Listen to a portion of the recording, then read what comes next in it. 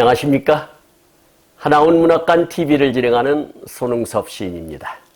시청자와 문인 여러분, 오늘도 함께해 주셔서 감사합니다.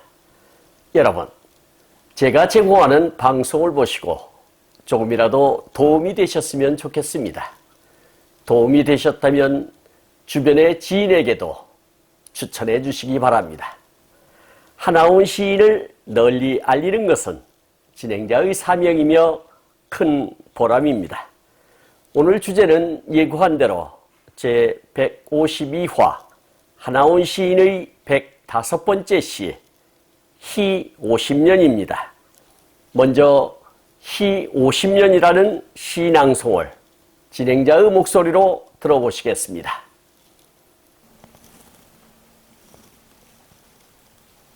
희 50년 소록도병원 50주년 기념에 하나원 천형섬에는 납골탑이 확답 끝내 나병이 낫는다는 신화가 우악한 산하에도 불어오는가. 모질게 살아온 목숨들이 이제 무트로 신천지를 찾는 찬란한 슬픔의 소록도 50년 해방 자유가 있는 새 세상. 여러분, 희 50년이라는 시낭송 잘 들어보셨나요? 이 희 50년은 하나원 시인의 친필육으로서 2010년 11월 12일 발행된 하나원 전집 205페이지에 수록된 시를 바탕으로 제작되었다는 것을 알려드립니다. 이 시는 현재까지 하나원 전집에만 존재하는 시로서 형식상으로 분류하자면 자유시라 할 수 있고 내용상으로 분류하자면 서사시라 할 수 있으며 목적상으로 분류하자면 참여시라 하겠습니다. 그리고 경향상으로 분류하자면 주의시에 속한다 하겠습니다. 여기서 자유시라고 하는 것은 정형시가 지니고 있는 운율적, 형식적 제약에서 벗어난 자유로운 형식의 시를 이르는 말이 되겠습니다. 그리고 서사시라고 하는 것은 일정한 사건을 객관적인 시각으로 노래한 시, 그리고 참여시라고 하는 것은 목적의식을 중시한 시, 또 주의시라고 하는 것은 인간의 의지의 측면을 중시한 시다. 이렇게 이해하시면 좋겠습니다. 여러분, 이 시의 제목은 좀 난해하시죠? 희 50년이라고 했는데 이 희는 무슨 뜻일까요? 이 희는 탄식할 희자로서 한마디로 요약하자면 한많은 50년 역사라는 뜻이 되겠습니다. 이 시는 총 5연으로 구성되어 있으며 한센인의 본산으로 상징되는 소록도에 있는 자해의원이 개원 50주년을 맞아 한센인의 꿈이자 희망인 탈한센인으로 살아갈 수 있도록 염원하며 읊은 시라 하겠습니다. 그렇다면 이 희 50년이라는 시에 대하여 각각의 연과 행가를 통해서 화자가 전하고자 하는 메시지가 무엇인지 꼼꼼히 살펴보도록 하겠습니다. 이련을 보겠습니다. 천형섬에는 납골탑이 확답, 이렇게 시를 열고 있습니다. 일행에서 천형이라고 하는 것은 하늘이 내리는 형벌이라는 뜻이 되겠고, 이행에서 납골탑이라고 하는 것은 탑형으로 납골시설을 지은 것을 말한다 하겠습니다. 그리고 확답이라고 하는 것은 무엇을 확실하게 대답함을 뜻한다 하겠습니다. 그러니까 이련은 이런 이야기가 되겠습니다. 한센병은 하늘이 내린 형벌이라고 하여 천형이라고 말하는데 그런 환자들을 격리시킨 곳이 바로 소록도가 되겠습니다. 8.15 해방으로 인하여 어수선한 사회 상황에서 마땅한 치료약도 개발되지 못하고 체계적인 의료 혜택도 받지 못하다 보니 많은 사람들이 죽게 되고 죽게 되니 영령들을 위로하기 위하여 납골탑을 만들게 되었는데 그것만이 그 당시에는 확실한 대책일 수밖에 없었다는 좀 허망한 이야기가 되겠습니다. 이연을 보겠습니다. 끝내 나병이 낫는다는 신화가 우악한 산하에도 불어오는가 이렇게 노래하고 있습니다. 일행에서 나병이 낫는다라는 글귀가 새겨져 있는 구라탑 뒷면에는 62년 워크캠프 참가자들의 명단이 적혀 있으며 구라탑이란 나병을 구하는 탑이라는 뜻이 되겠습니다. 나균, 즉 한센간균에 의한 만성 감염증, 한센병 또는 레프라라고도 하는데 주로 피부와 말초신경에 침입하며 경과가 대단히 긴 질환이라고 알려져 있습니다. 1871년 노르웨이의 GHA 한센이 나환자의 나결절 조직 내에 결핵균과 비슷한 세균이 집합하여 존재하는 것을 발견, 74년에 바실루스 레프라이라고 명명하여 발표했습니다. 이 세균이 나병의 원인균이라는 것이 확인됨과 동시에 만성 전염병으로서 재평가되었습니다. 나균의 학명은 현재 마이코박테리아 레프라이이며 항산균의 일종입니다. gram 양성이며 비운동성 간균이고 주로 피부의 창상으로 침입하는데 감염력은 약하고 환자의 고름, 콧물, 침 등의 장기 반복 접촉에 의해 감염되며 기구 등에 의한 간접 감염은 거의 없다고 합니다. 대부분 동일 가족 내에서 젖먹이나 어린아이 때 장년 환자와 함께 생활한 사람 중에서 환자가 나온다고 합니다. 그리고 신화라고 하는 것은 어떤 신격을 중심으로 한 하나의 전승적인 설화를 뜻하며 어떤 관행, 신앙, 제도, 자연 현상 등을 설명하기 위한 실제적 사건으로 구성되며 종교의식 및 신앙과 관련되어 있다 하겠습니다. 신화는 때로 이 땅의 문화적 영웅들이나 지상적 삶으로부터의 구원을 가능하게 해준 위대한 존재에 관한 내용을 담고 있으며 악과 죽음이 어떻게 인간사에 들어오게 되었는지를 설명하고 근원적인 지식이 어떻게 잊혀지고 다시 기억되는지를 말해준다 하겠습니다. 신화의 해석 작업은 일찍이 시작되어 고대 그리스 시대에는 신화를 풍자적 이야기로 받아들였고 19세기에서 20세기의 민속학적 발견이 더해져 신화학의 기본 윤곽이 갖추어졌다 하겠습니다.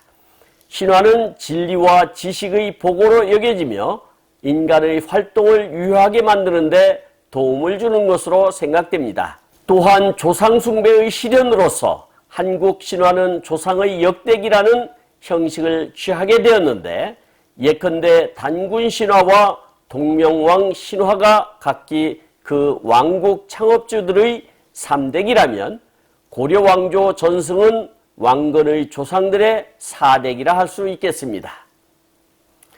이연에서는 이런 이야기를 하고 있는 것입니다. 세월이 흐름에 따라 국가도 조금씩 질서를 회복하고 국가라는 형태를 갖춤에 따라 비록 임시 방편적인 대책이지만 창궐하는 한센병을 예방하고 치료하려는 노력이 세워지기 시작했던 것입니다.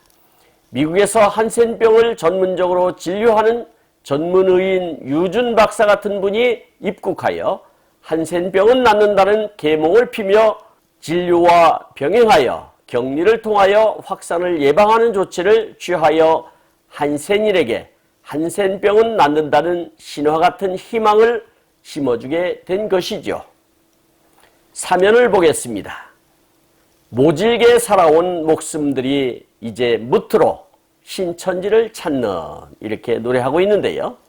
이행에서 무치라고 하는 것은 섬사람들이 육지를 이루는 말이 되겠습니다. 그리고 신천지라고 하는 것은 새로운 세상을 뜻한다 하겠고 사면에서는 다음과 같이 노래하고 있는 것입니다.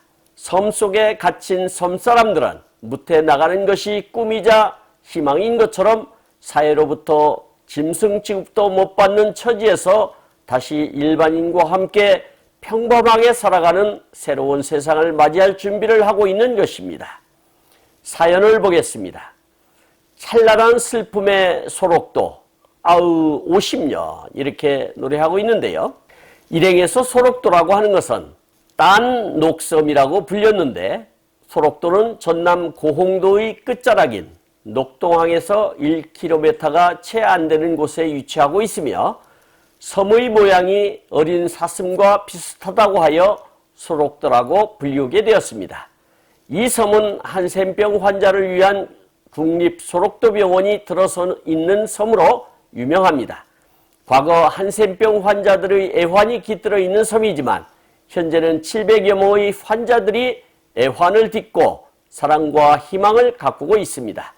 섬의 면적은 4.42km²에 불과하지만 깨끗한 자연환경과 해안절경, 역사적 기념물 등으로 인해 고흥군의 새로운 관광명소로 떠오르고 있습니다.